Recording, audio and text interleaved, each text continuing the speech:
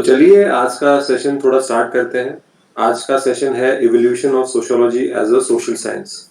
ठीक है कि ये जो सब्जेक्ट है सोशियोलॉजी, ये इवॉल्व कैसे हुआ, ये एक सब्जेक्ट कैसे हुआ। पहले तो एक बात समझ लीजिए कि सोशल साइंस और नेचुरल साइंस या प्योर साइंस जो होता है वो थोड़ा अलग होता है।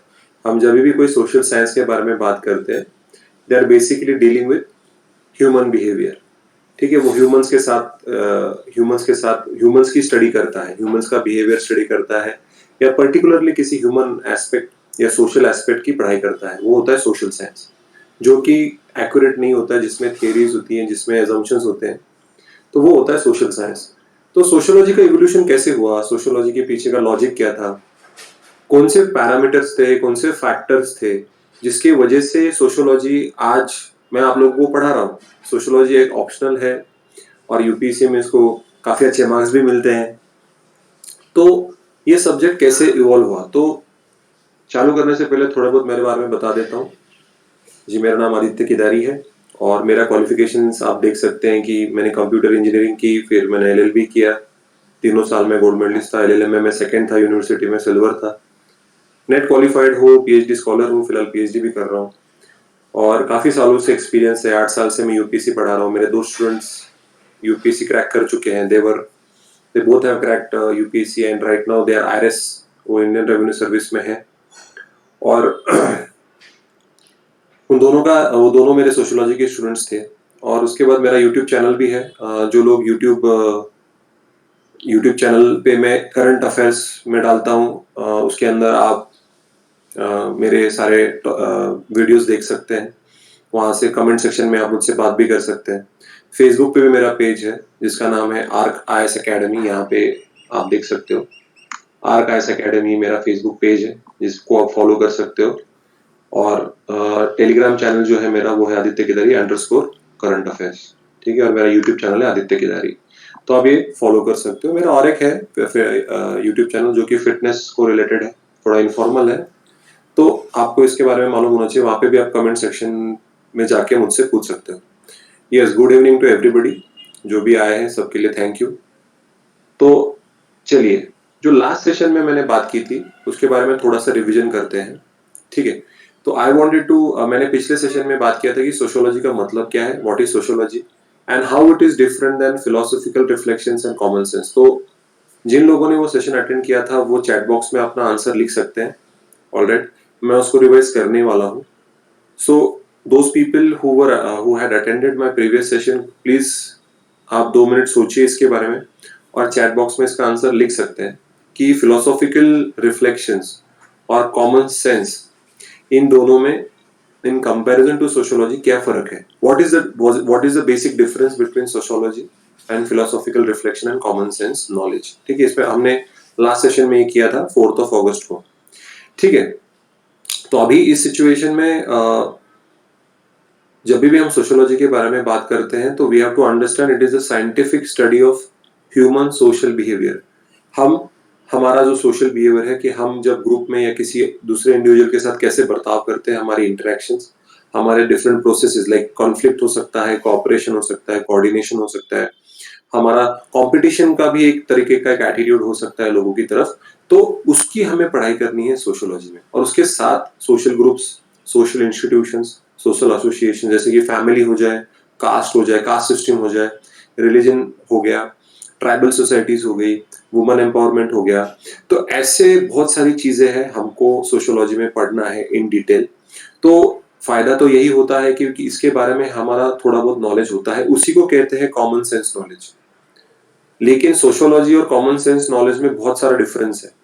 ठीक है, तो फिलोसॉफिकल रिफ्लेक्शन की अगर मैं बात करूं, तो बेसिकली अगर मैं बात करूं तो फिलोसोफर्स जो थे वो हमेशा एक ऐसे एनालिसिस देते थे which were based on morality and immoral behaviour. ठीक है, कि कैसा भी बर्ताव होना चाहिए, मॉरल इमोरल, कि व्हाट ऑट टू बी, क्या होना चाहिए। फिलोसोफर्स हमेशा सब्जेक्टिव एनालिसिस देते थे, ऑब्जेक्टिविटी बिल्कुल हुआ नहीं करती थी। हाँ जी, मैं हिंदी में ही क्लास लूंगा भारती। हाँ जी, थोड़ा इंग्लिश और ज्यादातर मैं हिंदी में ही बात करूंगा।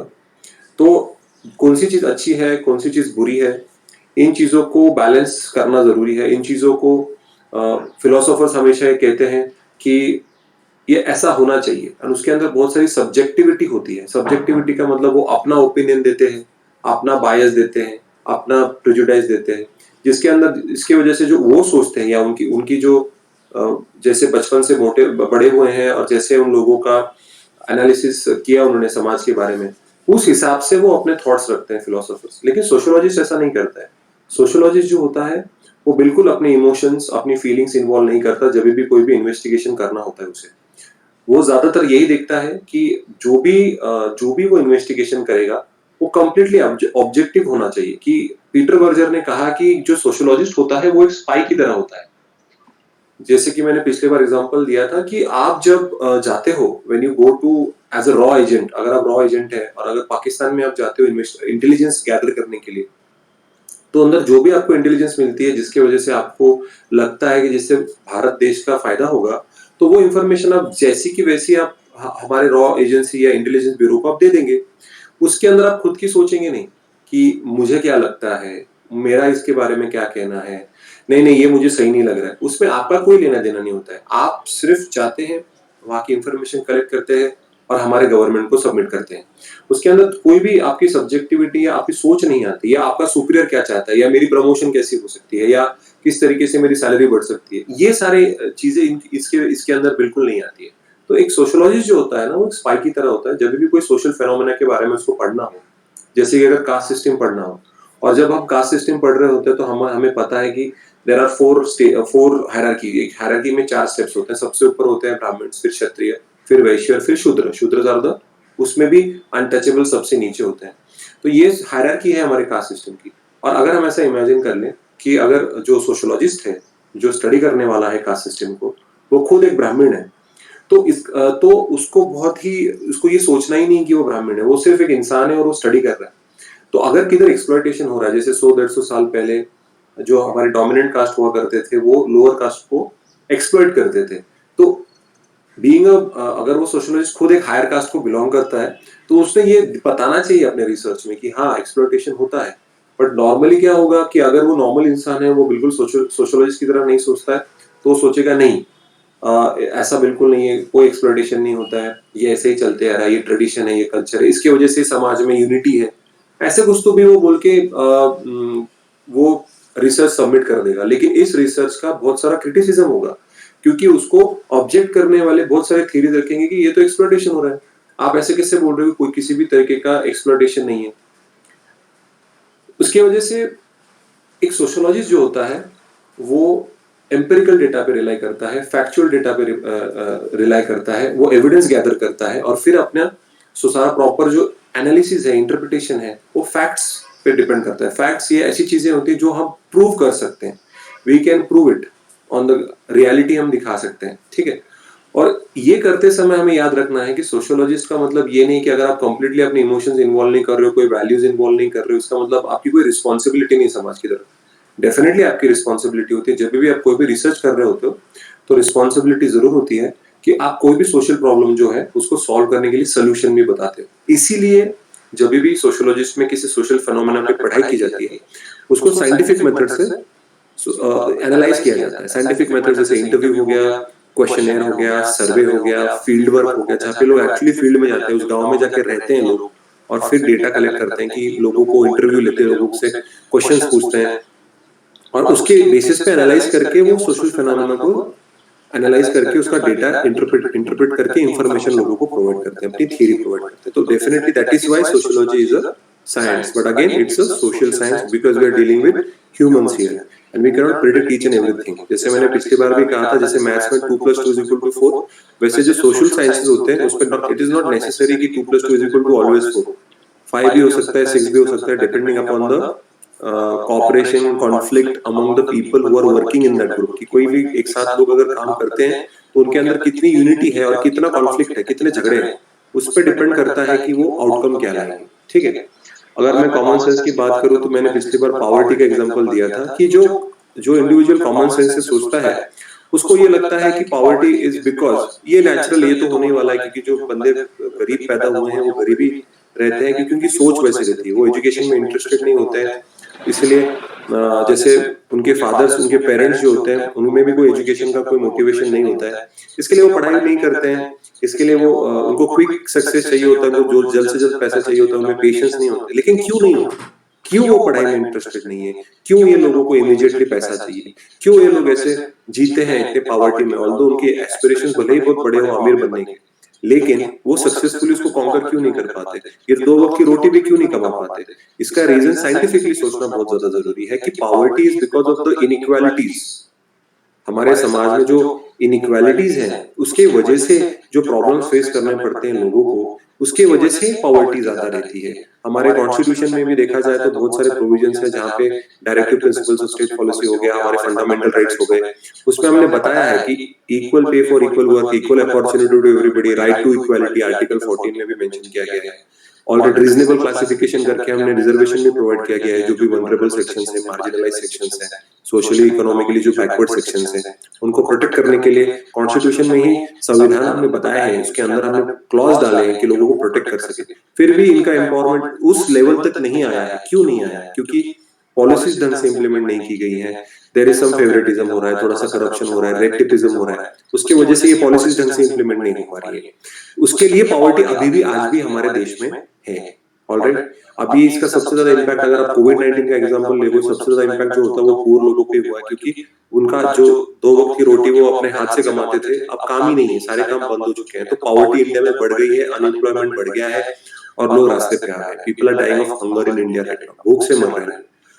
उसके बाद ये भी होता है कि सोशियोलॉजी ये भी पढ़ाई करते हैं कि कभी कभी एक पॉलिसी बनाई जाती है ये सोच के कि कुछ तो अच्छा होगा, लेकिन कभी कभी बुरा भी हो जाता है। जैसे मैंने पिछली बार एग्जांपल दिया था कारगिल वॉर का, कि जब कारगिल वॉर में जो लोग जो सोल्जर्स शहीद हो गए, सारे सैनिक जो शहीद हो गए, तो गवर्नमेंट ने ऐसी पॉलिसी बनाई कि हमारे समाज में पुरुष को ज्यादा इंपॉर्टेंस दिया जाता है। तो अगर हमने किसी पर्टिकुलर फैमिली के नाम पे पैसा कर दिया, तो उस घर में का जो पुरुष होगा वही सारा पैसा अपने हाथ में कंट्रोल करेगा। तो इससे अच्छा है कि जो सोल्जर्स की विधवाएं हैं उनको हम पैसा दे देंगे।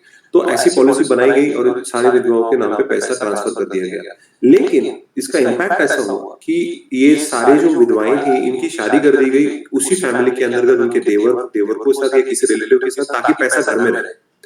तो उनकी जोर जबरदस्ती करके शादी कर दी गई। तो ये अनसस्पेक्टेड कनेक्शन, ये किसी ने सोचा नहीं था, गवर्नमेंट ने ये सोचा नहीं था कि ऐसा कुछ होगा।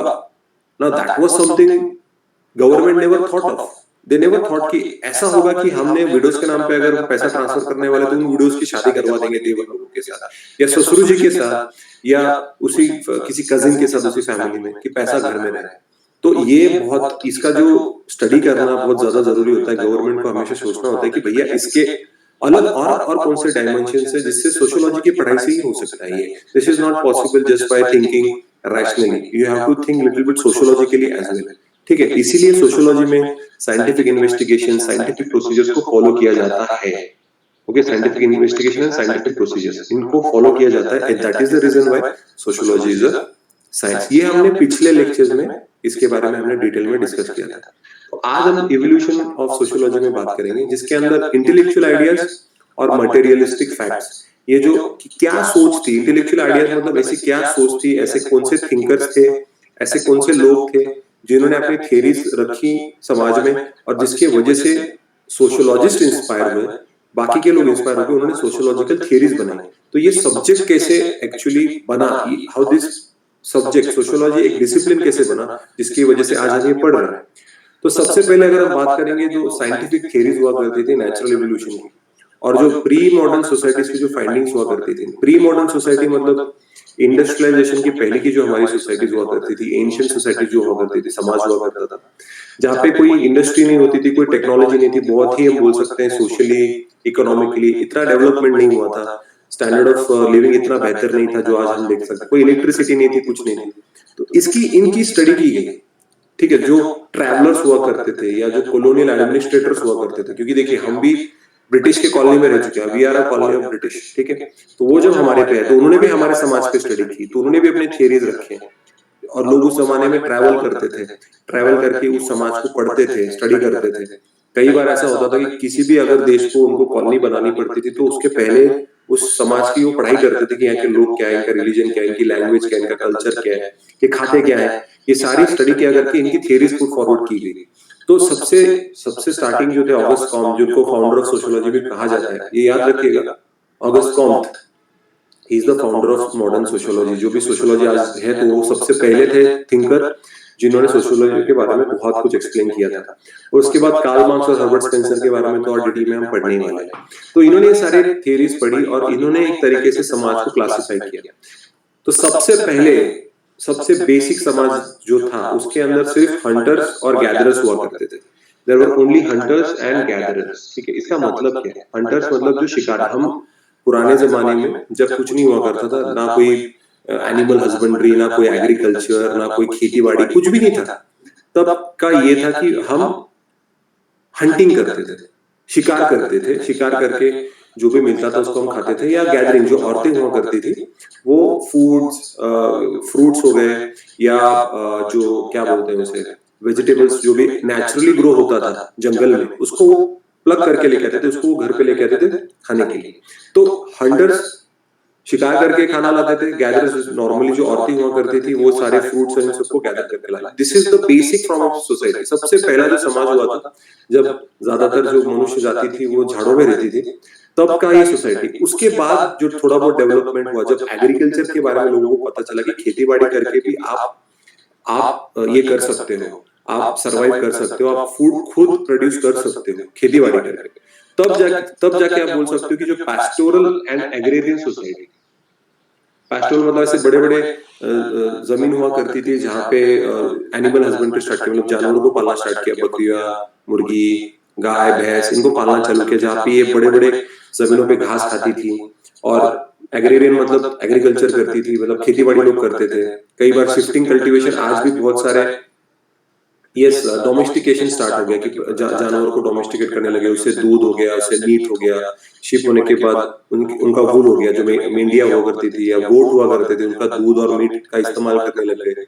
तो धीरे धीरे अभी हम सेटल होने लगे थे। पहले कैसे थे, we used to travel a lot, हम ट्रैवल बहुत करते थे, लेकिन अभी ऐसा नहीं। हम ज्यादातर किया भी ट्रैवल, तो हम शिफ्टिंग कल्टीवेशन आज भी हम करते हैं थोड़ा बहुत, लेकिन उतने प्रमाण पे नहीं करते हैं, क्योंकि अभी land is become a property, कि हर आप किधर भी जाके एग्रीकल्चर नहीं कर सकते अनलेस आपके नाम पे वो जमीन होगी। लेकिन there are some tribal societies, Andaman Nicobar में हो गया, Arunachal, you can say north eastern states में, आज भी जो ट्राइब्स होते हैं वो थोड़ा बहुत शिफ्टिंग कल्टीवेशन फॉलो करती है। ठीक है, तो वो हुई सेकंड टाइप की सोसाइटी। और उसके बाद जो थर्ड टाइप की सोसाइटी आई, उसके बाद जो डेवलपमेंट हुआ, उसके बाद जो इवोल्यूशन हुआ समाज का, सबसे पहले हंटर्स गैदरर्स, फिर इवोल्यूशन हुआ, डेवलपमेंट हुआ, तब जाके पैस्टोरल और एग्रेरियन सोसाइटीज आई। और उसके बाद जब जाके और ज्यादा डेवलपमेंट हुआ, then it became agrarian and non industrial civilisation, जहाँ पे कंप्लीट रिलायंस ऑन एग्रीकल्चर था।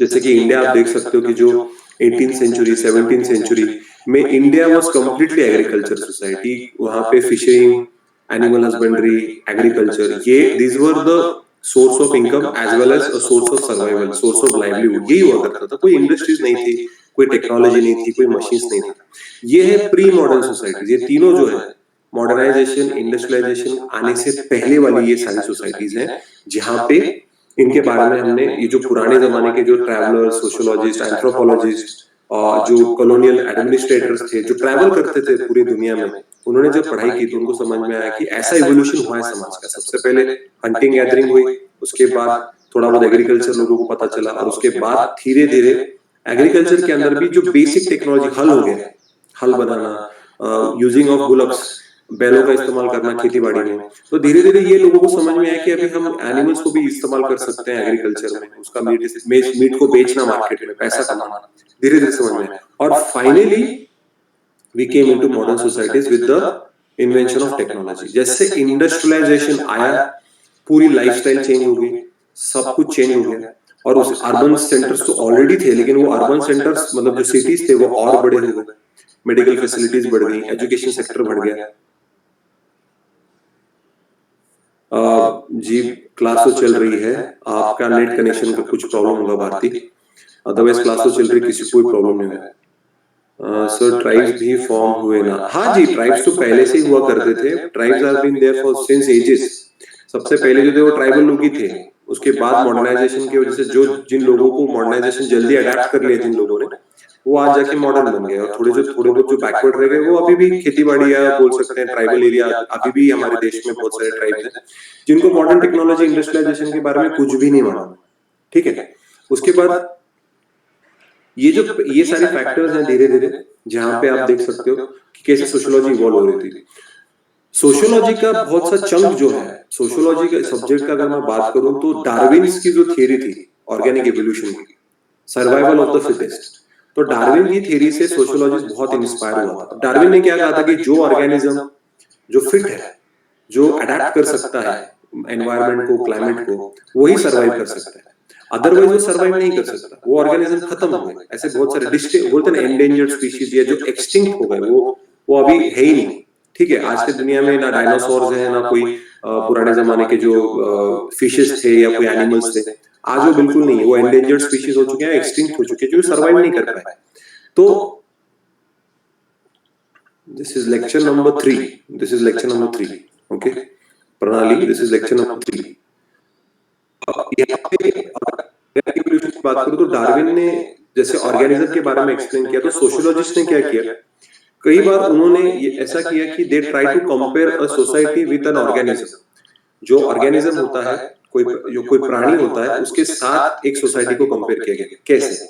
अब देखिए, ऑर्गेनिज्म के अंदर अलग अलग ऑर्गन्स होते हैं, हार्ट हो गया, लीवर, किडनी, ये सारी चीजें होती हैं, और हर एक ऑर्गन एक फंक्शन काम, एक कुछ ना कुछ तो काम करता है हमारे बॉडी के अंदर। की अगर हार्ट की मैं बात करूं, ब्लड पंप करता है, ब्रेन की बात करूं तो पूरी बॉडी को कंट्रोल करता है, इंटेस्टाइन की बात करूं तो डाइजेशन करता है, लीवर, किडनी, ये सारा, ये जो ऑर्गन्स है अलग अलग, ये सारे बॉडीज के अंदर कुछ ना कुछ तो काम कर रहे हैं।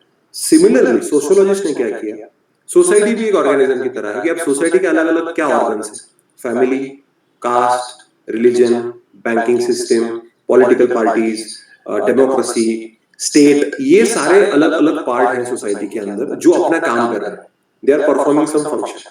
ठीक है, अब जैसे ऑर्गेनिज्म में अलग अलग जो बॉडी के ऑर्गन होते हैं वो काम करते रहते हैं, और अगर कुछ एनवायरनमेंट में चेंजेस आते हैं तो वो अडेप्ट करती है बॉडी हमारी, और हम सर्वाइव करते हैं। अगर गर्मी के सीजन में आप देखते होंगे तो हमें पसीना बहुत आता है, हम पानी बहुत ज्यादा पीते हैं, तो हमारी बॉडी अडेप्ट कर रही है। ठंडी में हम पानी कम पीते हैं, पसीना कम आता है, मतलब बॉडी फिर से अडेप्ट कर रही है, हमारे ऑर्गन फिर से अडेप्ट कर रहे हैं।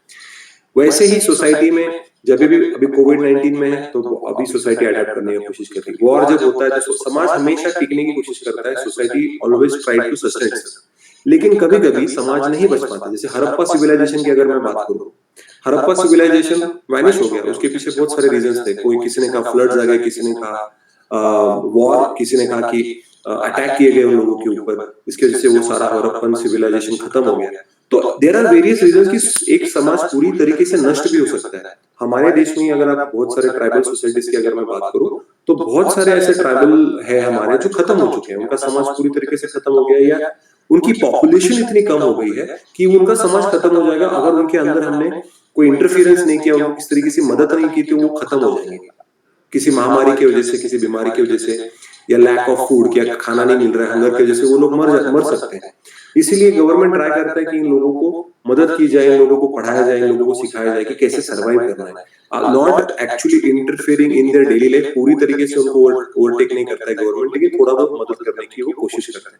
तो डार्विन की जो थियरी थी कि एक ऑर्गेनिज्म कैसे अडेप्ट करके सर्वाइव करता है, उसी तरीके से सोशियोलॉजिस्ट ने दिखाया कि सोसाइटी के जो डिफरेंट पार्ट्स हैं वो कैसे अडेप्ट करते हैं समाज को टिकाने के लिए, उसको सेफगार्ड करने के लिए। क्योंकि सोसाइटी को, अगर मैं पुलिस की बात करूं, police is also one of the parts of the society. Police क्या करता है? लॉ एंड ऑर्डर मेंटेन करता है। हमारे जो कलेक्टर साहब होते हैं, हमारे जो रेवेन्यू डिपार्टमेंट है, वो क्या करता है? कलेक्शन ऑफ टैक्सेस करता है। ठीक है, अपॉइंटमेंट ऑफ ऑफिसर्स, ये सारा क्या है, ये सारे अलग अलग डिपार्टमेंट्स क्या कर रहे हैं, ये these are the parts of the society जो काम करते हैं, जिसकी वजह से हमारा समाज ठीक तरीके से चले।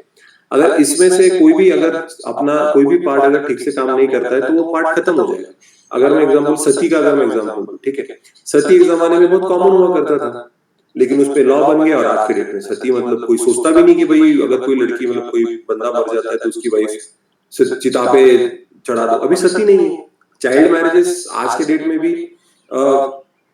होते हैं, मतलब 16-17 साल की लड़कियों की शादी होती है, लेकिन एक जमाना था जहाँ पे 8 साल की लड़की और 10 साल की लड़की की शादी हो जाती थी। लड़कियां 13-14 साल की होती थी तो वो माँ बन जाती थी, ऐसा भी जमाना था, लेकिन अभी चाइल्ड मैरिज को बैन कर दिया। ऐसा था कि विडोज रीमैरिज नहीं कर सकते थे, लेकिन अभी विडोज रीमैरिज कर सकती है, उस पर लॉ है। तो अभी वो सिस्टम खत्म हो गई। तो ऐसे ही अगर हम हमारी बॉडी की बात करेंगे तो हमें पहले टेल हुआ करती थी, दूम हुआ करती थी इंसानों को। अब वो टेल का हम इस्तेमाल नहीं करते क्योंकि हम झाड़ों पे नहीं रहते, हम जमीन पे रहते हैं। पहले हम झाड़ों पे रहते थे तो टेल का इस्तेमाल हुआ करता था, तो हमें टेल हुआ करती थी।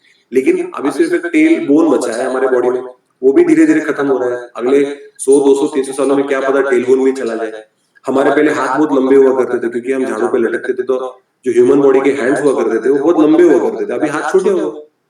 ठीक है, तो ये होता है इवोल्यूशन। ठीक है, उसी तरीके से समाज भी इवॉल्व होता है फ्रॉम हंटर्स, मतलब हम जब जंगल में जाके हंटिंग करते थे, आज के डेट में हम ऑफिस में जाके काम करते हैं। जैसे कि अभी मैं आपके आगे लैपटॉप पे बैठ के काम कर आपको पढ़ा रहा हूँ, क्या पता 1000-2000 साल पहले मैं जंगल में जाके कोई हंटिंग कर रहा हूँ। तो ये है कि ये इवोल्यूशन है कि how life is changing, how society is adapting to the technology, to the changes which are happening in society. तो ये चेंज जो होता है उसको सोसाइटी को अडेप्ट करना बहुत ज्यादा जरूरी होता है। ठीक है, ये हो गया डार्विन की थ्योरी की, जैसे सोशियोलॉजी ने उससे कैसे इंस्पायर किया। उसके बाद जो है वो है enlightenment, European intellectual movement in the 17th and the 18th century. ठीक है, तो ये एनलाइटनमेंट का मतलब क्या है, ये यूरोपियन इंटेलेक्चुअल मूवमेंट क्या है। देखिए 17th और 18th सेंचुरी में बदलाव ये हुआ कि उसके पहले पीपल जो थिंकर्स हुआ करते थे, जो एनालिस्ट हुआ करते थे, जो कोई भी थ्योरी बनाते थे, they mostly relied on religion, on faith in God. मतलब ऐसा बोला जाता था कि earth is the centre of the universe and every planet is revolving around the earth. पर जब जाके साइंटिफिकली इसका पढ़ाई किया गया, देखिए मैं फिर से इस्तेमाल कर रहा हूँ शब्द का साइंस। साइंस मतलब reasoning, there has to be some reason, there has to be कोई कॉज इफेक्ट रिलेशन होना चाहिए, कोई ऐसा फैक्ट होना चाहिए जिसको आप प्रूव कर सको। तो earth is the centre of the universe, ये प्रूव नहीं कर पाया कोई, क्योंकि अर्थ भी रोटेट कर रहा है, ये प्रूव हो गया। पहले जब किसी ने ये बोला कि sun is the centre of the universe और earth is revolving around the sun, सब लोगों ने उस पे हंसा कि ये पागल आदमी है। लेकिन जब उसने साइंटिफिकली प्रूव किया कि नहीं, sun is the centre of the universe and we are one of the planets, we are not the centre. ठीक है, कई बार ऐसे बोला जाता था कि दूर तक दिखता था, पानी दिखता था, लोगों को लगता था कि यार अगर वहां से डायरेक्ट नीचे गिर जाएगा कोई, तो ऐसा लोगों को लगता था। तो ट्रैवल किया गया कि देखा जाएगा कि भैया what is the end of the earth. And तो ही नहीं, it's a circle, you can से इट्स अ स्फीयर। तो ये भी हमने साइंटिफिकली प्रूव किया, साइंटिफिकली प्रूव किया। तो एनलाइटनमेंट का मतलब क्या कि अरे हाँ, एक रियलाइजेशन कि ऐसा है, तो this is reason. Everything has to have a proper reason, उसके पीछे कोई ना कोई तो रीजनिंग होनी बहुत जरूरी है। अगर रीजनिंग नहीं होगी, सपोज अगर रीजनिंग नहीं होगी, इसका मतलब क्या है कि आप हवा में बात कर रहे हो, आपके नॉलेज में और कॉमन सेंस के नॉलेज में कोई फर्क नहीं। जैसे लोग बोला करते थे कि ऐसा है वैसा ऐसा होता है वैसा, उसमें कोई दैट इज नॉट रीजनिंग, वो बस आप अपने आप को सही ठहरा रहे हो, दैट्स इट। लेकिन that's of no value if you are, अगर आप बात कर रहे हो और आपकी बात के पीछे रीजन है, फैक्चुअल डेटा है, एनालिसिस है, तो ही लोग आपको मानेंगे, specifically in the field of science. जब भी आप साइंस की बात करते हो और इंडिविजुअलिज्म को महत्व देने लगे। इंडिविजुअलिज्म का मतलब क्या है कि पुराने जमाने में अगर आप देखोगे तो कलेक्टिविटी को बहुत इंपॉर्टेंट दिया जाता था। मतलब लोग क्या कहेंगे, हम समाज के बारे में सोचते थे, अरे लड़की की 18 साल की उम्र हो गई, उसको तो शादी करवा देनी चाहिए। अरे लड़का 25 साल का हो गया, अभी तक जॉब नहीं करता, जॉब कर गया, अभी तक इसने शादी क्यों नहीं की, शादी करके 5 साल हो गया, अब तक बच्चा क्यों नहीं हुआ, या 1 साल के अंदर बच्चा क्यों नहीं हुआ। ये हम समाज क्या कहेगा, व्हाट विल सोसाइटी से। लेकिन इंडिविजुअलिज्म का क्या कहना है, लोग क्या कहेंगे, लोगों का तो काम है कहना। आज के डेट में हम ज्यादा खुद के बारे में सोचते हैं कि what is convenient for me, that is individualism, कि समाज क्या सोचता है सोचने दो। आज के डेट में अगर आप देखोगे तो आज की लड़कियां IAS बनना चाहती है, आर्मी में जाना चाहती है, एयरफोर्स ज्वाइन करना चाहती है, मिलिट्री ज्वाइन करना चाहती है, और एजुकेशन लेना चाहती है, इंजीनियर्स डॉक्टर्स होना चाहती है। वो नहीं डरती कि भाई मेरी आज 30 साल की उम्र हो गई और मेरी शादी नहीं हुई। They don't care. उनके पेरेंट्स भी उनको सपोर्ट करते हैं कि भैया इसका करियर सेटल हो जाए, उसके बाद देखा जाएगा, उसके बाद ऑटोमेटिकली शादी हो जाएगी, सारी लाइफ सेटल हो जाएगी। तो ये है इंडिविजुअलिज्म, जहां पे हम हमारे बारे में सोचते हैं। लेकिन याद रखिए, there has to be a balance. Individualism और कलेक्टिविटी में बैलेंस होना चाहिए कि थोड़ा बहुत समाज के बारे में भी सोचना बहुत इंपॉर्टेंट है, थोड़ा बहुत खुद के बारे में सोचना इंपॉर्टेंट, क्योंकि हम इस समाज में रह रहे हैं। अगर आप सिर्फ और सिर्फ खुद के बारे में अगर आप सोचने लग गए, हाँ जी अंकित साहब, एक्सेप्शंस तो हमेशा रहेंगे, वही तो बता रहा हूँ कि कलेक्टिविटी भी इंपॉर्टेंट है, इंडिविजुअलिज्म भी इंपॉर्टेंट है। अगर एक सक्सेसफुल लाइफ जीनी है आपको, दोनों को बैलेंस करना बहुत जरूरी है। तो यूरोप में एनलाइटनमेंट मूवमेंट आई, रीजनिंग को इंपॉर्टेंस दिया गया, इंडिविजुअलिज्म को इंपॉर्टेंस दिया गया, और उसके बाद ये समझ में आया कि जो सोसाइटी में जो सोशल फेनोमेनॉन्स है, अलग अलग सोशल फेनोमेनॉन्स है, tribal societies, caste system, women empowerment, poverty, unemployment, इसको साइंटिफिकली स्टडी करना चाहिए। हवे में बातें नहीं करनी चाहिए। पावर्टी मतलब ये तो है ही, this is a natural thing कि लोग गरीब रहेंगे और कोई लोग अमीर रहेंगे, ये तो रहने वाला है। ये तो बोलते थे कि जमाने से होता आ रहा है, जैसे कि सती, अरे कब से होता आ रहा है सती, सती तो बिल्कुल सही है, लेकिन उसकी अगर लॉजिक रीजनिंग करें तो क्या सती, आर यू गॉन मैड? कि मतलब इतने, अगर पुराने जमाने में बहुत बूढ़ों के साथ शादी करवा देते थे तो लड़की 20 साल की हुआ करती थी और उसको अब सती कर दोगे? That is absolute nonsense. और आज के डेट में तो दूसरी शादी कर लेते हैं लोग। सो ये इंडिविजुअलिज्म, तब जाके रियलाइजेशन हुआ कि सोशियोलॉजी को साइंटिफिकली हम पढ़ाई कर सकते हैं, साइंटिफिक मेथड्स का इस्तेमाल कर सकते हैं, और हम थियरीज बना सकते हैं सोशियोलॉजी के बारे में। तो जो ऑगस्ट कॉम थे, जैसे मैंने बताया, he is the founder of sociology, यहाँ पे मैंने जैसे मेंशन किया, ही बिलीव्ड, उनकी ये सोच थी ऑगस्ट कॉम की, कि sociology would contribute to the welfare of the humanity.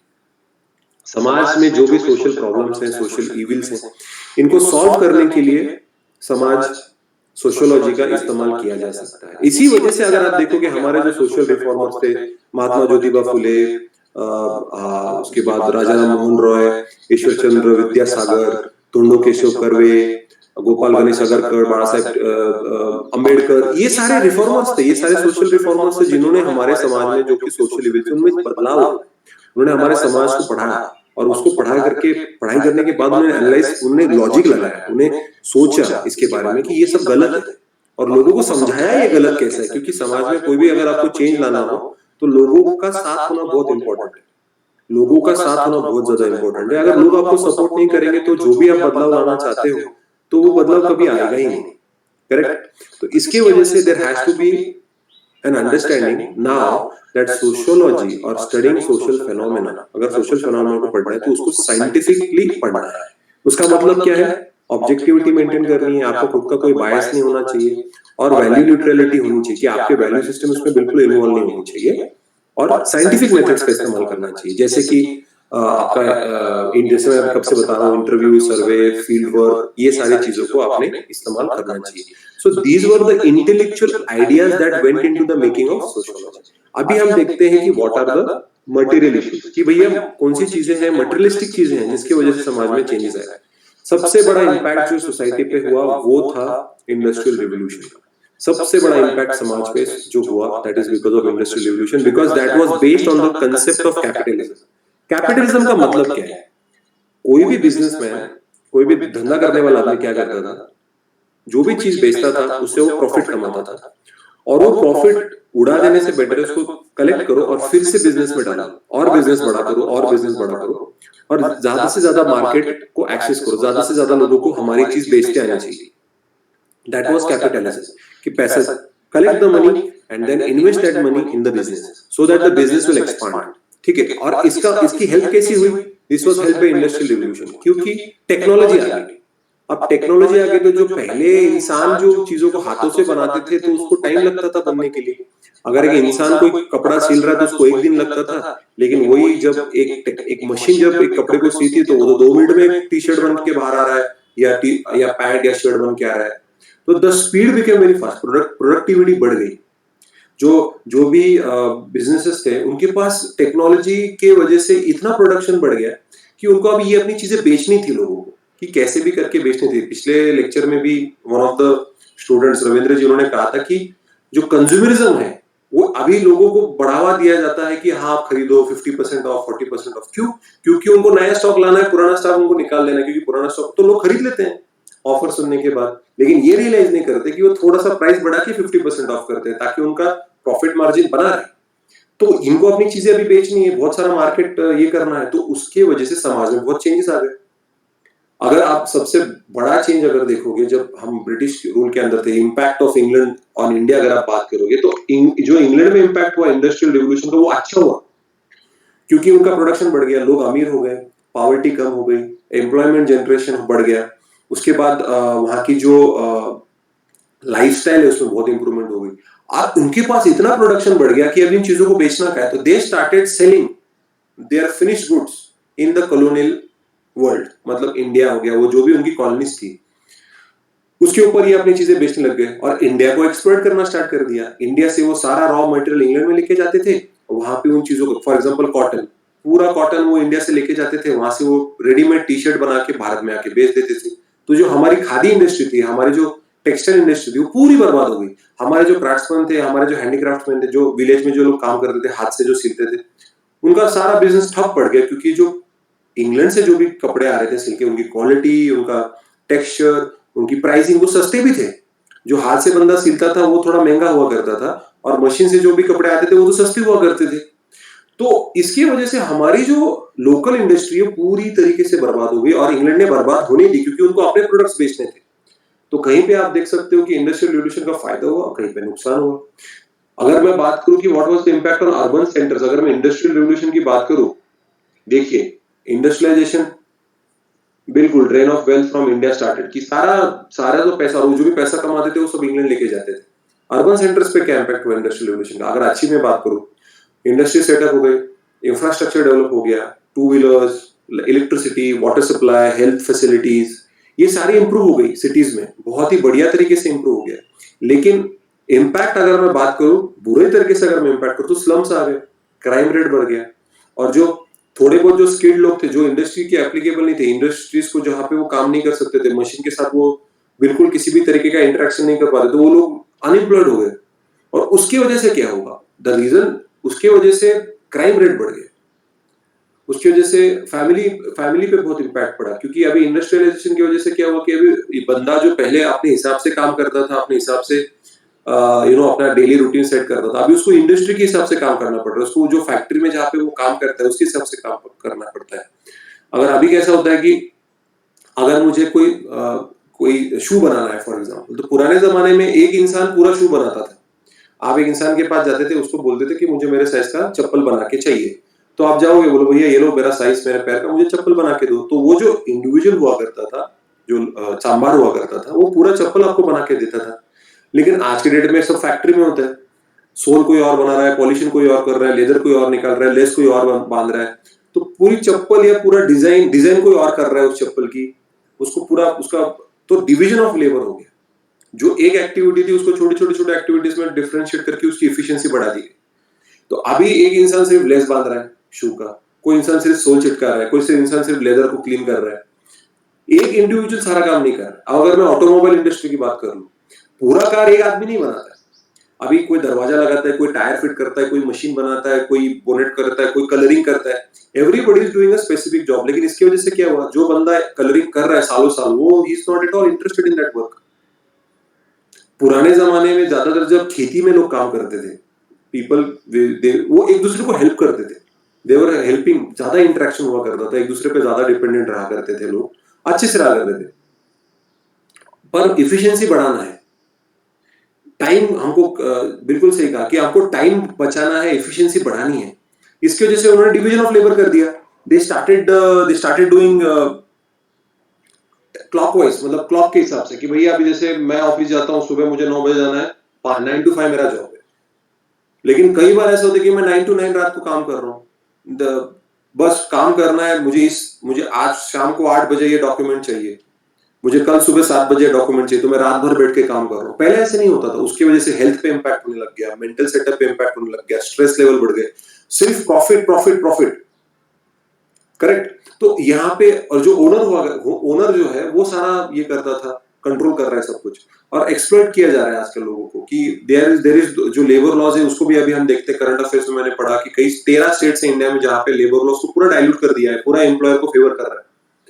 तो अभी अगर जो 8 घंटे का नौकरी के लिए जो सैलरी मिलता था, अभी लोग 12-12 घंटे, 14-14 घंटे काम करके उतना ही सैलरी मिल रहा है, ओवर टाइम भी नहीं मिल रहा है आज के डेट में, इंडिया में एटलीस्ट। फॉरेन कंट्री में लेबर लॉस बहुत स्ट्रांग है, अभी सब कुछ टाइम के हिसाब से होता है, ठीक है। अगर अगर मैंने बोला how does work happen in a village, traditional village, तो लोग सुबह उठते थे, खेती बाड़ी करते थे, दोपहर में खाना खा के आराम, उसके बाद दिन भर तो कुछ करना नहीं है, बारिश होगी सब बारिश के हाथ में, हम फैमिली को ज्यादा टाइम दे पाते थे, हम we used to give more time to our relatives, friends, functions, events, कोई पैदा हुआ, कोई मर गया, किसी का बर्थडे, किसी का नहीं है, तो हम ज्यादा टाइम दे पाते थे।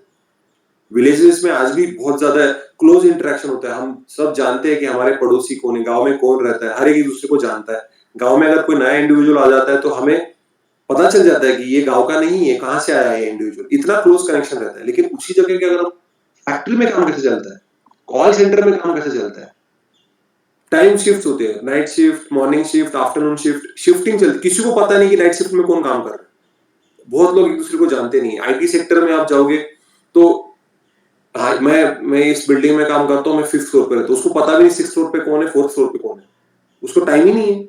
एक दूसरे को हम जानते नहीं, हम हमारे नेबर्स को नहीं जानते, हमारा जो पर्सनल रिलेशन है वो बॉन्डिंग टूटते जा रही है। बाहर के लोगों को छोड़ो, हमारे खुद के फैमिली मेंबर्स के साथ भी हमारा कनेक्शन कम होते जा रहा है, इमोशंस खत्म होते जा रहे हैं, हम रोबोट बनते जा रहे हैं, धीरे धीरे मशीन्स की तरह हमें इस्तेमाल किया जाता है। कोई जॉब सेटिस्फेक्शन नहीं, बस पैसे के लिए भाग रहे हैं, थोड़ा बहुत सैलरी मिलता है उसके हिसाब से इंसान जी रहा है। करे तो क्या करे, खुद का बिजनेस सेटअप करा बोलो तो पैसा नहीं है, सेटअप करने जाओ और अगर कल कोविड-19 आ जाए, लॉकडाउन हो जाए तो धंधा बंद हो जाएगा, तो इंसान बोलता है चलिए नौकरी कर लेते हैं, क्या करें। तो ऐसी सिचुएशन में समझ में आना चाहिए कि अगर मैं पूछूं कि इंडस्ट्रियल कैपिटलिज्म की वजह से इंडियन लोगों की जिंदगी कैसे चेंज हुई विलेजेस और सिटीज में, तो अगर मैं एडवांटेज की बात करूं इंडस्ट्रियल रेवोल्यूशन का, तो एम्प्लॉयमेंट जनरेट हो गया, एजुकेशन टेक्निकल हो गया। पुराने जमाने में ऐसा नहीं होता था, अभी एजुकेशन टेक्निकल हो। पहले पिताजी पढ़ाते थे बच्चों को कि भैया मैं लोहार हूं, तू लोहार बनेगा, मैं चांबार हूं, तू चांबार बनेगा, I am goldsmith, you become सोनार है तो तू सोनार ही बनेगा, मैं खेती बाड़ी करता हूं, तू भी खेती बाड़ी करेगा, क्योंकि father used to teach the knowledge, pass on the knowledge. लेकिन अभी स्कूल सिस्टम में अलग से टेक्निकल है। तो कास्ट सिस्टम का जो इम्पैक्ट है with respect to private organisation, public में तो आपको पता है रिजर्वेशन होता है, लेकिन प्राइवेट में ज्यादातर आपके टेक्निकल क्वालिफिकेशन को देखा जाता है, आपकी डिग्रियों को देखा जाता है, आपके मार्क्स को देखा जाता है, उसके हिसाब से आपको जॉब मिलती है। कास्ट सिस्टम, रिलीजन, ये इसका इम्पैक्ट थोड़ा कम हो गया, ऐसा नहीं मैं बोल रहा हूँ खत्म हो गया है, लेकिन इसका impact with respect to employment थोड़ा बहुत कम हो गया है, ठीक है। और बुरी बात है तो देखा जाए तो अभी विलेजेस में सारे लोग सिटीज में आ रहे काम करने के लिए, क्योंकि अब खेती बाड़ी में लोगों में इंटरेस्ट नहीं रहा है, लोग बारिश पे भरोसा नहीं कर सकते, लोगों को विलेजेस में एक्सपर्ट किया जाता है, लैंडलॉर्ड जो होते हैं, बड़े बड़े जमींदार जो होते हैं, उन लोगों से पैसा हड़पते हैं, जमीनी हड़प लेते हैं, गवर्नमेंट भी लैंड एक्वायर करता है भूल के पब्लिक पर्पस। तो आजकल खेतीबाड़ी करना बहुत मुश्किल हो गया है। तो ये उसकी बुरी चीजें। सिटीज में अगर देखो, जैसे मैंने ऑलरेडी आपको बताया कि इंडस्ट्रियल रिवोल्यूशन की वजह से जो बुरी बातें हुई सिटीज में, स्लम्स है, डिजीजेस है, हमारा जो हेल्थ इंफ्रास्ट्रक्चर उस पर प्रेशर बढ़ते जा रहा है, उसकी वजह से क्या हो रहा है कि जो ऑलरेडी पॉपुलेशन है उसको भी कोई रिसोर्सेज नहीं मिल रहे हैं, और उसकी वजह से जो नए लोग आ रहे हैं उनको भी प्रॉब्लम हो रहा है।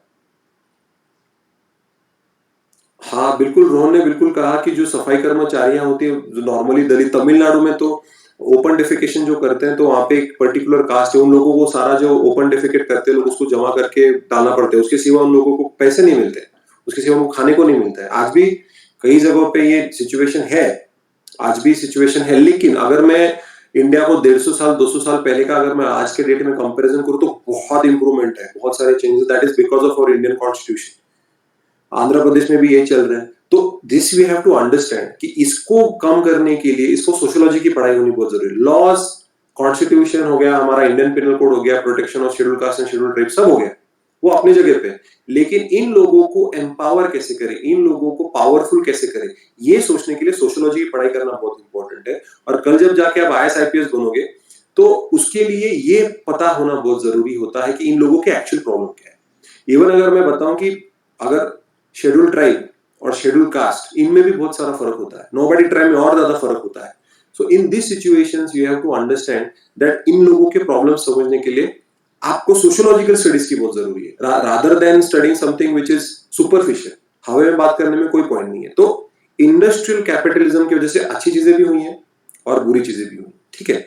Will move on to the next, कि हमें why should we study from the beginning of Europe. क्योंकि देखिए, सबसे पहले जब इंडस्ट्रियल रिवॉल्यूशन स्टार्ट हुआ, वो हुआ था इंग्लैंड में, और फिर इंग्लैंड ने वो सारी टेक्नोलॉजी थी या वो सारा मैकेनिज्म होता है कैपिटलिज्म और इंडस्ट्रियल रिवॉल्यूशन का, वो सारे दुनिया में फैल गया, ठीक है। यूरोप में आ गया, जर्मनी, फ्रांस, अमेरिका, फिर इंडिया। तो धीरे धीरे अगर आप इम्पैक्ट देखोगे तो यूरोपियन सोसाइटी पे इंडस्ट्रियल रिवॉल्यूशन का बहुत ही बढ़िया इम्पैक्ट हुआ, उनका इंफ्रास्ट्रक्चर डेवलपमेंट हुआ, पॉवर्टी एलिवेशन हुआ, उसके ऊपर उन लोगों को बहुत फायदा हुआ। लेकिन उनकी तब कॉलोनियल एरा चल रहा था, कॉलोनिज्म चल रही थी, तो वो लोग सारे उनके फिनिश प्रोडक्ट्स नॉन वेस्टर्न देशों पे अप्लाई करने लगे, जिसमें से इंडिया एक है। तो इसका बहुत बुरा इम्पैक्ट हुआ इंडिया पे, इसका बहुत बुरा इम्पैक्ट हुआ इंडिया पे। अगर मैं सिर्फ इंडिया की अगर मैं बात करूं तो जैसे मैंने बोला, हमारी जो हैंडीक्राफ्ट इंडस्ट्री थी, टेक्सटाइल इंडस्ट्री थी, हमारा जो बैंकिंग सेक्टर था, हमारे जो पीजेंट्स थे वो वर्कर्स बन गए, हमारे जो बहुत सारे मिडिल क्लास लोग थे वो गवर्नमेंट के सर्वेंट्स बन गए, उसके ऊपर भी ज्यादा बड़ी पोस्ट नहीं मिलती थी, सूबेदार तक की उनको पोस्ट मिलती थी। बहुत सारे क्लर्क, प्यून ऐसे ही लोग बन गए। हमारी पूरी जो एजुकेशन सिस्टम है उसके बारे में अगर मैं सोचूं तो we are our education system wants us to become clerks rather than creative inventors. वो सिस्टम ही ऐसी, जो मैकॉले ने जो हमारी एजुकेशन सिस्टम बनाई, उसमें क्रिएटिविटी के लिए कोई स्कोप ही नहीं है। सिर्फ रट्टा मारो और नौकरियां करो, क्लर्क बनो, हाईली पेड क्लर्क्स। सिर्फ we are train to follow rules and orders, हम बस फॉलो करने के लिए बनाए। हमारा वो पूरा एजुकेशन सिस्टम जो है उसको फॉलो करने के लिए बनाया गया है, rather than actually being an inventor, being a creator, जो कि अगर आप फॉरेन में बात करोगे। लेकिन ये भी बात आपको याद रखना जरूरी है कि इवन ये जो फॉरेन देश है, वेस्टर्न कंट्रीज है, वहां पे सबसे ज्यादा साइंटिस्ट, डॉक्टर्स और इंजीनियर्स वो हमारे लोग हैं। Those are all Indians, majority of them are Indians. तो इसका इन्होंने कितना भी कोशिश कर लिया तो भी जो इन्वेंटर्स होते हैं वो तो इन्वेंट करेंगे ही करेंगे, and India is one of the best. अच्छा जी, रविंद्र जी ने एक बढ़िया कुछ तो दिया है। Traditional social structure was destroyed, correct. Social values were reshaped, correct. Led class conflict, भैया क्लास कॉन्फ्लिक्ट में चालू हो गया। Urbanisation, rural economy was a good as nil. हमारे विलेजेस पूरी तरीके से डिस्ट्रॉय हो गए। उसके बाद emergence of concept of welfare state आया, करेक्ट। वेलफेयर स्टेट हो गया। हमारा जो पुलिस स्टेट हुआ करता था, British was a police state, उनका दो ही फंक्शन था, law and order, collection of taxes. लेकिन अभी हमारा वेलफेयर स्टेट है, जहां पे हम मार्जिनलाइज सेक्शंस को बचाते हैं, उनको प्रोटेक्ट करते हैं, ठीक है। देखा जाए तो अगर आप सिविल सर्वेंट है तो लीगल लिटरेसी के साथ आपको थोड़ा बहुत सोशल लिटरेसी भी मालूम होना चाहिए, एंड देन आपको दोनों का अगर आप कॉम्बिनेशन होगा तो you can be a very successful civil servant, ऐसे रविंद्र जी ने बताया है। तो जो बिल्कुल सही बोला उन्होंने कि ये जो इंडस्ट्रियलाइजेशन की वजह से क्या क्या अच्छा जो हुआ है, कि अर्बनाइजेशन एक बुरी बात नहीं है, अच्छी बात है। हमारा सोशल स्ट्रक्चर जो हायरार्की बेस्ड है, जिसमें बोला कास्ट सिस्टम, रिलीजन, ये सब ब्रेक हो गया, बहुत कम हो गया। और सबसे इंपॉर्टेंट है कि अगर आपको सोशल चेंज लाना है, बीइंग एन ऑफिसर और बीइंग एनी नॉर्मल एक्टिविस्ट, लोगों का साथ होना बहुत ज्यादा इंपॉर्टेंट है, ठीक है। तो लीगल लिटरेसी भी लोगों में बढ़ाना, अवेयरनेस क्रिएट करना लोगों में बहुत ज्यादा इंपॉर्टेंट है। तो अभी ये समझना बहुत इंपॉर्टेंट है कि industrial, coming back to the topic, कि इंडस्ट्रियल रिवॉल्यूशन का इंपैक्ट यूरोपियन कंट्रीज में काफी अच्छा हुआ, इंडिया पे भी अच्छा हुआ। जैसे अभी रविंद्र जी ने बताया कि हमारा जो हायरार्किकल स्ट्रक्चर था वो खत्म हो चुका है। अभी आज के डेट में जिस बंदे के पास टैलेंट है, जिस बंदे के पास हार्ड वर्किंग कैपेबिलिटी है, वो बंदा आगे जाएगा। उसकी कास्ट या उसका रिलीजन उसको नहीं रोक सकता, ना उसका जेंडर। आपका जो टैलेंट है उसको अगर आप सही तरीके से पोर्ट्रे कर पाते हो तो आपको कोई नहीं रोक सकता। That is the reason. और अगर पुराने जमाने में ऐसा नहीं हुआ करता था, कितना भी टैलेंट हो, कुछ भी, अगर आप पर्टिकुलर कास्ट को बिलोंग करते थे तो जो ट्रेडिशनल स्ट्रक्चर था हमारा वो बिल्कुल अलाउ नहीं करता था आपको कि आप जाके उसको आगे जाके और ज्यादा एक्सप्लोर कर सको। सो इंडस्ट्रियल रिवॉल्यूशन और कैपिटलिज्म का इंपैक्ट यूरोपियन सोसाइटी पे काफी अच्छा हुआ, लेकिन बाकी के जो देश थे उनका काफी बुरा हुआ, ठीक है। So that is the reason why हमें पहले स्टडी करना बहुत इंपॉर्टेंट है। अगर मैं इंग्लैंड की बात करूं, इंडस्ट्रियल रिवॉल्यूशन के पहले भी England was again it was consisting of villages. वहां पे भी जमींदार हुआ करते थे, एग्रीकल्चर को वो फॉलो करते थे, एनिमल हस्बेंड्री, फिशरी, क्योंकि वो आइलैंड है तो फिशिंग काफी वहां पे चलता है। तो वो भी काफी बैकवर्ड हुआ करते थे। मैं तो कहूंगा कि इंडिया से पीछे थे वो बहुत, ये सारे वेस्टर्न देश इंडिया के बहुत पीछे थे। लेकिन इंडस्ट्रियल रिवॉल्यूशन के बाद इंग्लैंड में इतना एक्सपांशन हुआ कि इतने अर्बन सेंटर्स आ गए, ऑलरेडी एग्जिस्टिंग अर्बन सेंटर्स और बड़े हो गए। The peasants and the farmers became entrepreneurs, जमींदार बिजनेसमैन बन गए, और उनमें बहुत सारा इंप्रूवमेंट हो गया। बिकॉज जैसे मैंने बताया कि प्रॉफिट मार्जिन बहुत बढ़ गए बिकॉज ऑफ इंडस्ट्रियल रिवॉल्यूशन। लेकिन इंडिया में इसका अपोजिट हुआ, इंडिया में, क्योंकि हम कॉलोनियल पावर के अंडर थे, ठीक है। अभी अगर जो आखिरी पड़ाव है, growth of sociology in India की अगर मैं बात करूं तो सबसे पहले इंपॉर्टेंट है कि जो भी थियरीज, जो भी पढ़ाई की गई इंडियन सोसाइटी की पहले स्टार्टिंग में, it was mostly done by the colonial administrators. जो ब्रिटिश एडमिनिस्ट्रेटर हुआ करते थे उन्होंने हमारे समाज के बारे में बहुत पढ़ाई की और उन लोगों ने हमारे समाज के बारे में बहुत कुछ कहा। लेकिन ये बात भी याद रखना बहुत जरूरी है कि इंडियन सोशियोलॉजी पे इनिशियली जो भी वेस्टर्न फिलोसोफर्स, वेस्टर्न सोशियोलॉजिस्ट या वेस्टर्न एंथ्रोपोलॉजिस्ट जिन्होंने हमारी पढ़ाई की, they always compared our society with western society. उनके अपने सोसाइटीज के साथ उन्होंने हमेशा कंपेयर किया और ये सोचा कि Indian society is backward, socially backward, economically backward. हमारे जो रीति रिवाज थे, हमारे काम करने का तरीका, हमारे सोच, हमारे कल्चर, हमारा ट्रेडिशन, हमारी लैंग्वेज, हमारा वे ऑफ लाइफ, इन सब चीजों को बैकवर्ड माना गया। इन चीजों को उनको बोला, उनका ऐसा मानना था कि जो वेस्टर्न कल्चर है वो बेटर है, Indian culture is not better. ऐसे उन्होंने उसको एम्फसाइज किया, जो कि गलत है क्योंकि वो उनकी सोच है। ऑलराइट, सो जैसे मैंने बताया कि colonialism it was a very essential part of the modern capitalism and industrialisation. Sociology in India also had to deal with western writing, जो मैंने अभी आपको बताया, and ideas about Indian society that were not always correct.